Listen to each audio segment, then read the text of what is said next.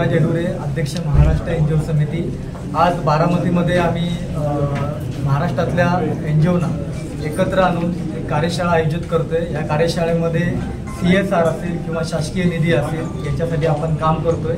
आज जर बघायला गेला तर बारामती म्हणजे पुणे विभागामध्ये म्हणजे पुणे जिल्ह्यामध्ये 3415 कोटी रुपये आज खर्च झालेला आहे। 2019 पासून 2024 पर्यंत हा निधी खरंच खर्च झाला आहे का, हा प्रश्नचिन्ह आमच्या पुणे विभागातल्या सर्व महाराष्ट्रातल्या एनजीओना पडलेला आहे। जर खर्च झाला नसेल तर त्याच्यावरती कायदेशीर अशी आम्ही कारवाई करण्यासाठी तयार आहोत।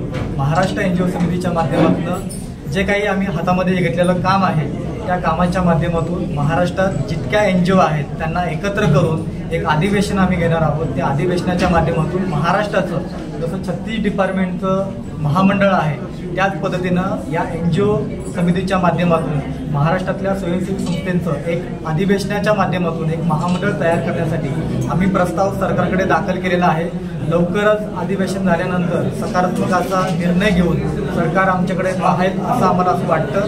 तर नाही पाहिलं तर आम्ही आंदोलनाचा इशारा या पत्रकार परिषदेच्या माध्यमातून देतो आणि महाराष्ट्रातल्या सर्व एनजीओना महाराष्ट्र एनजीओ समितीच्या माध्यमातून सक्षम करण्यासाठी त्यांना कार्यशाळेच्या माध्यमातून आम्ही जागृत करत आहोत। येणाऱ्या काळामध्ये महाराष्ट्रामध्ये सामाजिक दृष्ट्या एक वेगळ्या प्रकारचं काम उभा राहील आणि CSR निधी चांगल्या पद्धतीनं जिल्हा लेवलला, तालुका स्तरावरती, गाव स्तरावरती आरोग्य, शिक्षण, उपजीविका, पाण्याच्या समस्या अशा अनेक विषय घेऊन आम्ही काम करणार आहोत। आमच्या संस्था करतील। आज आम्ही संस्थेना तयार करतोय, डॉक्युमेंट स्ट्रॉंग करतोय जेणेकरून कायदेशीररित्या CSR मागणीसाठी आम्ही प्रयत्न करू शकतो आणि नक्की आम्हाला याच्यामध्ये यश मिळेल अशी आम्हाला खात्री आहे।